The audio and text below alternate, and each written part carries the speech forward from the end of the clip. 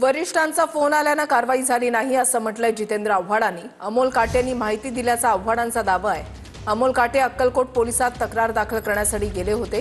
तुम्हाला अटक होणार नाही असं पोलीस अमोल काटेंना म्हणाले असं आव्हाडांनी म्हटलंय। अमोल काटे संभाजी ब्रिगेडचे पदाधिकारी आहेत। अमोल काटेंना पोलीस दीपक काटे समजल्याचा आव्हाडांचा दावा आहे। तो अक्कलकोट पोलीस स्टेशनला गेला होता। अक्कलकोट येथे प्रवीणदादा गायकवाडांवरती हल्ला करण्यात आला। त्याची तक्रार देण्यासाठी अमोल काटे बारामतीचा पोलगा अक्कलकोटला गेला।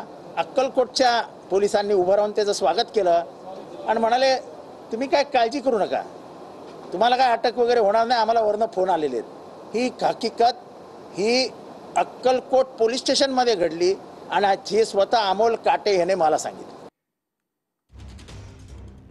तर हा दावा जो आहे आव्हाडांनी केलेला दावा हा अक्कलकोट पोलिसांनी पूर्णपणे फेटाळलेला आहे।